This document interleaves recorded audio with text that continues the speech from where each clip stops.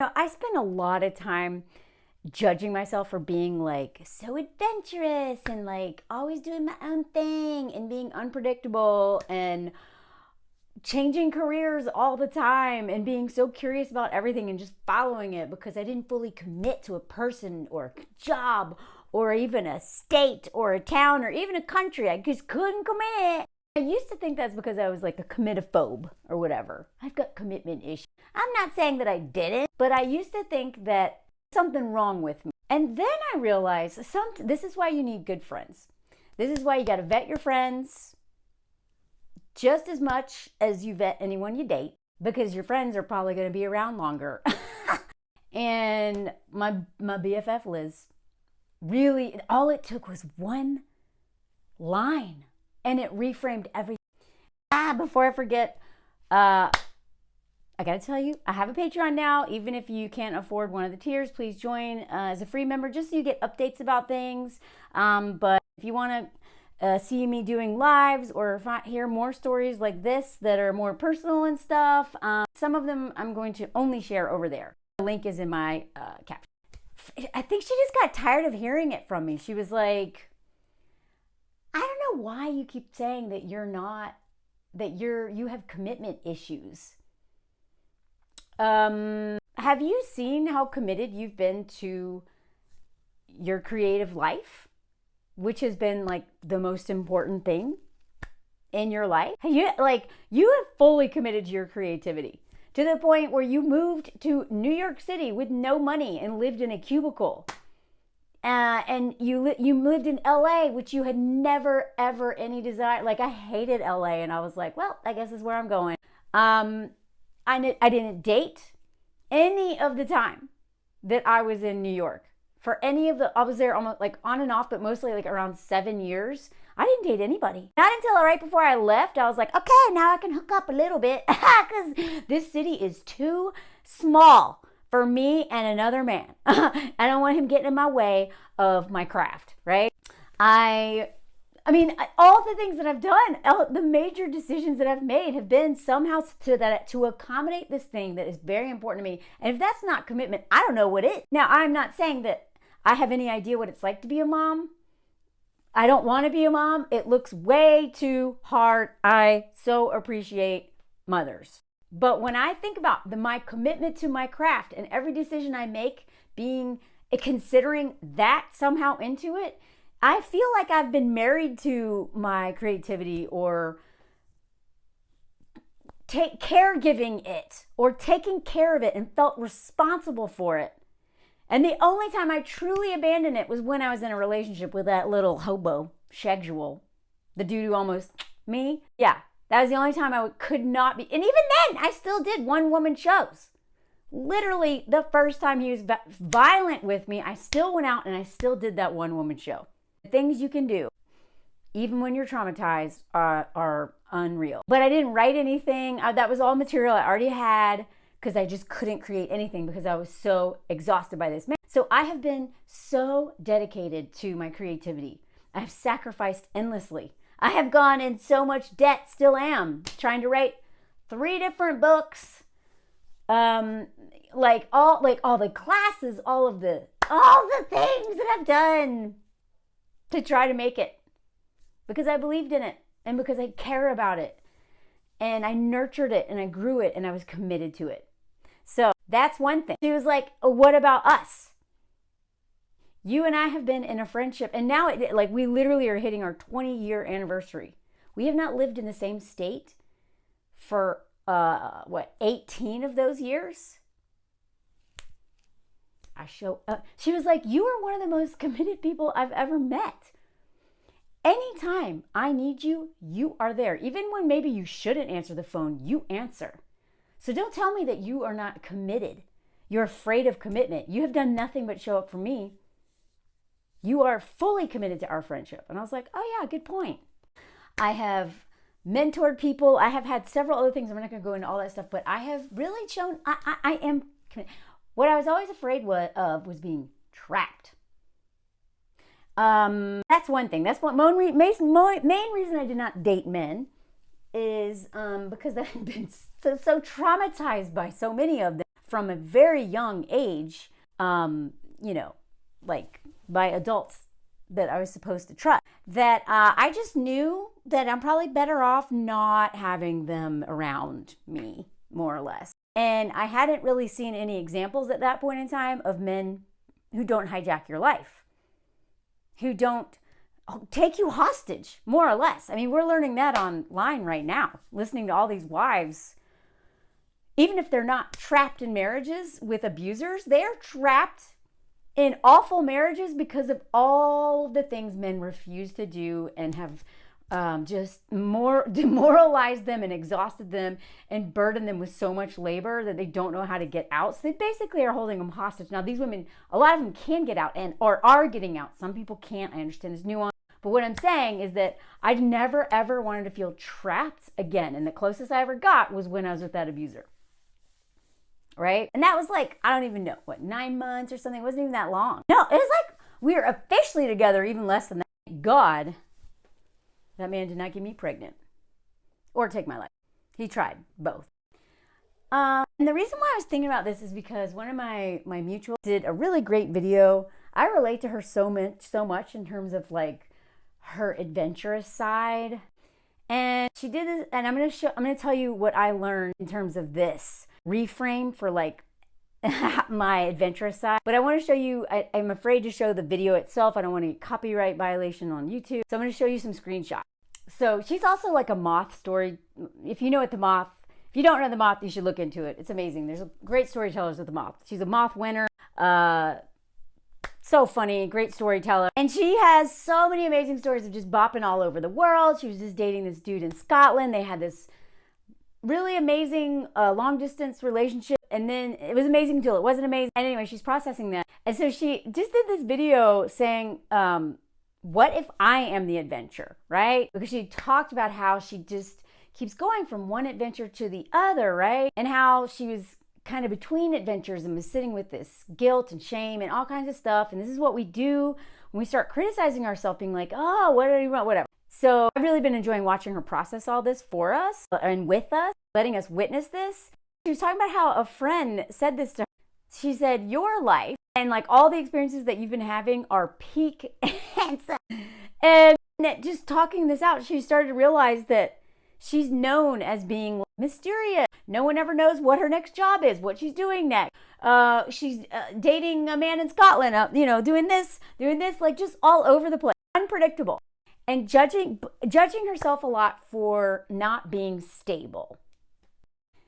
I've never been that person. So maybe it's time for me to accept that action.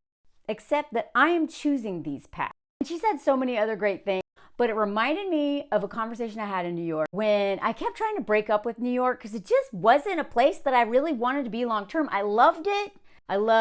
That's where I learned improv. That's where I learned storytelling. That's where I created my artistic community. That's when I was in the film industry. I was so busy doing nothing but creative stuff and really finding that part of myself after having lived this whole outdoor adventure guide life, which was also crazy, but in a different way. And then I'd been in New York for a few years and then I was just like tired of it. And I kept trying to break up with it. And so at one point I bought a one-way ticket to Argentina, worked on a strawberry farm in Patagonia, and got a job teaching English in Chile. Like I was just bopping all over the place because I was like, I can't be in New York, an adventurer, And then I went back to New York to visit, and I went to like a show of one of my friends from the Upright Citizens Brigade. That's where I was trained through. And I went out with one of the guys that I grew up with through comedy. I do have some cis-het male friends in comedy who are not terrible people. Most of the men I do not trust. There are some that I really care about and they're friends. I was like, God, I feel like such a failure because I didn't make the improv team, like the Herald team. I never got on the sketch team. Like I should be doing this. Not like, I don't even want to audition for SNL and what everybody else does here, whatever, but I probably should. And he just looked me dead in the eye. He was like, Mel, that is not you. That's not you. He goes, in fact, that is so not you. If anyone ever told me Melanie Hamlet is living in New York and staying in New York and she's on a sketch team and she's da-da-da, he was like, I'd be so worried about you. I'd be so worried about you. That is not you. You are doing what I don't know anyone in my life would do. Because that's what you do. Why, well, you don't understand, like, that everybody's like, oh, that's just like Melanie Hamlet. And I was like, what? And he's like, do any of your friends do any of this? Any of your friends here? I'm like, no. And then he's like, why do you keep trying to, like, blame yourself for not being something you're not? And like, he just, like, well, I don't know. It was such a good it was such a much needed conversation, because I really needed somebody in that world who knew that world really well to reframe it for me. Because I always felt so ashamed for not wanting the things that everyone in the comedy world wanted. I mean, I have, like, not to mention, you know, I don't want kids. I never wanted to be married, or I just assumed it would not work out well for me. So I just didn't care, didn't try. If anyone's new here, didn't start dating, like, didn't even try to have a relationship until I was 36, right? And then that was the one I almost got unalive. So I was like, whoa, okay, step back, maybe not. And so it was just like another thing that I'm like, but I don't fit into this. Everybody in New York, everyone at the improv school, they all wanted to be on a Herald team. That was like the biggest thing. And I was like, I remember being like, I mean, it'd be cool to be on a Herald team, but I can't imagine having to stay here, because then I can't go. If I'm on like a Herald team, which is like the house improv team, and that's, if you're on a Herald team, that not many people make it, but that's when like Saturday Night Live and all of like the casting agents come in and you start getting on their radar. Like, so many of the people that I took like improv 101 class now are writing for enormous shows, or literally stars on these shows. And I'm like, well, dang, that's what they're doing. But that's what they wanted. They wanted to be actors. They wanted to be comedians. And then some of them did the sketch and the mod teams or whatever. So they auditioned for that. They met every Monday or whatever. They had a coach. And I was like, it's not that I don't commit. I don't want to be trapped, or I don't want to commit to things that don't feel right for me. So I remember being like relieved in this really weird way for not making I tried out every year. I think eventually I finally just stopped trying out, because I was like, I don't even want to get picked. Why would I try out?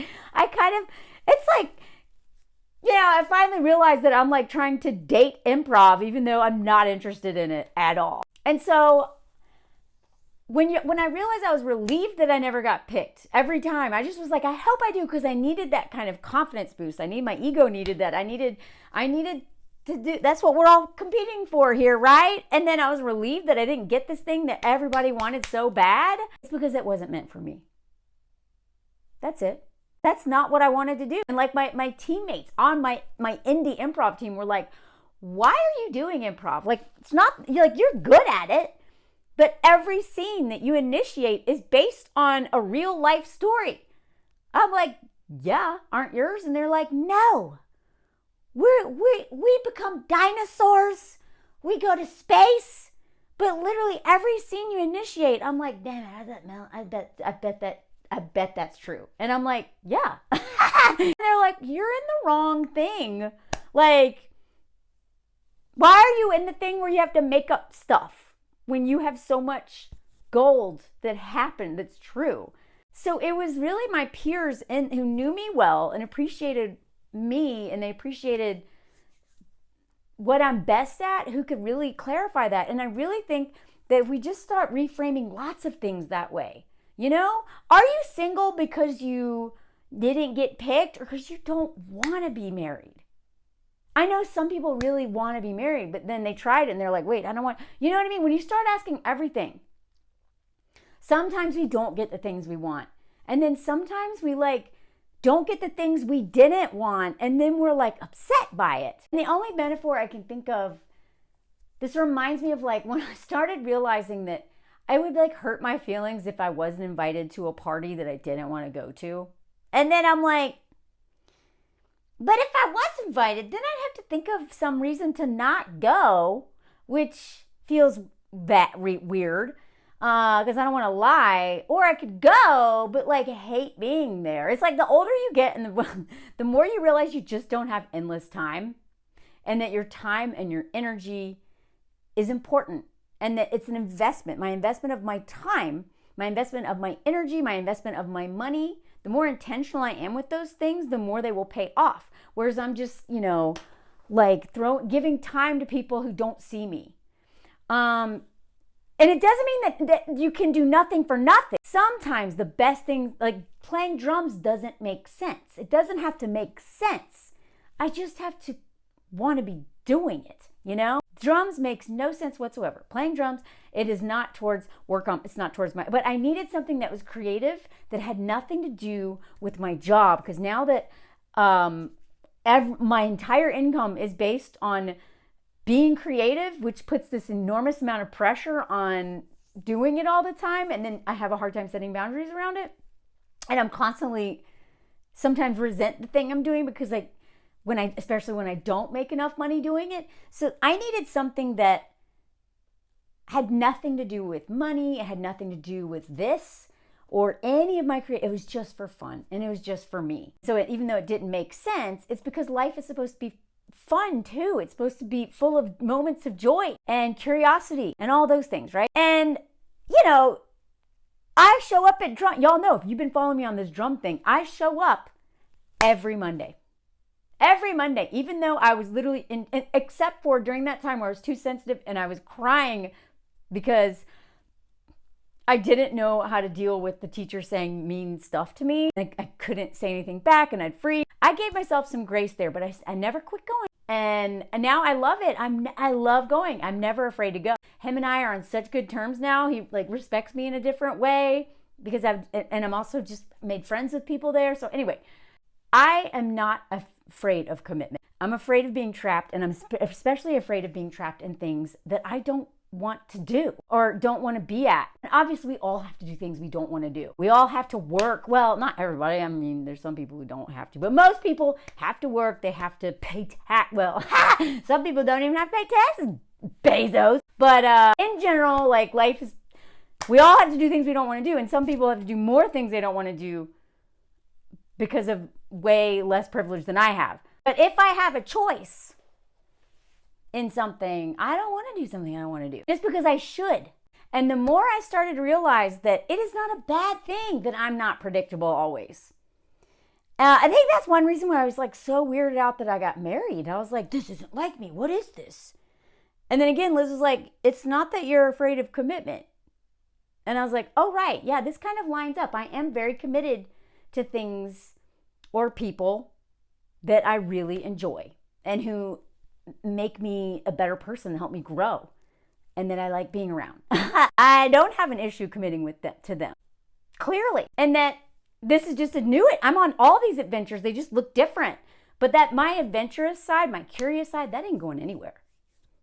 And I love that. I mean, even writing, like I'm not writing anymore. I actually need to make a video about why. But the way I don't even know how I ended up doing this, you know, but I'm just constantly like, this doesn't feel right anymore. I'm going this way. This doesn't feel right anymore. Or it doesn't give me the security. It doesn't, whatever. I just kind of just keep following intuitively what feels right for me. And one of the most liberating things is when and I still get trapped in this, okay? I'm not immune to this. But one of the most liberating things is when I give myself permission to not feel bad about not wanting things that other people want, that I should want. First, it was children and relationships. You know, it was really hard for me to not date men that whole time. Not because it was hard for me to not date, that was easy. It's like I just froze my little clitoris. It just frozen. It just froze. I didn't have really any access to it or much access to it. I was so busy focusing on all these adventures and having so much fun. I didn't care. The hard part was judging myself for not dating like everyone else. And then for not wanting to date. Like, what's wrong with me? And everybody thought I was either asexual or like closet lesbian because they're like, what's wrong with you? So it really wasn't, my biggest problem was what I thought of me and what everyone else thought of me, but not actually what I was doing. I didn't want to date at the time. I still don't want to have kids. Again, like I gave you all this example before, but like I have never wanted like an engagement ring, a wedding ring. I don't like rings. And part of me is like, I felt bad. I'm like, I should want a ring, but I don't want one.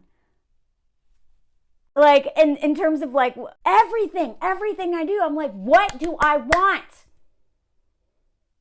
You know, and honestly, I think that's why The Notebook is so popular, because Ryan Gosling said, what do you want? What do you want? Do what everyone else says. What do you want? And I think women are so conditioned to not even ask ourselves that. It's about what everybody else wants from us, what we're supposed to do, what role we have to play for all them to keep society going, because they need us to think that way. And I want part of decentering men. It's really about centering yourself and decentering the should voice. Anyway, I just wanted to share that.